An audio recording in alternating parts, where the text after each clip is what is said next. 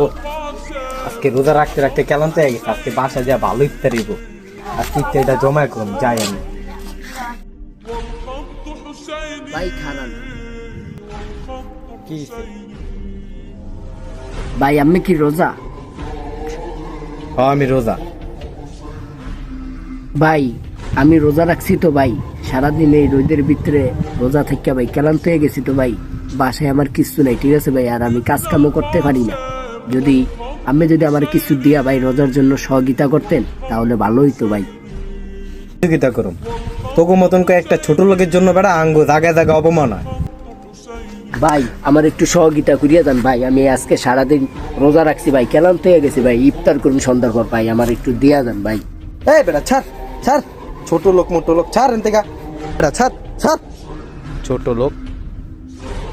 লোক কোথায়?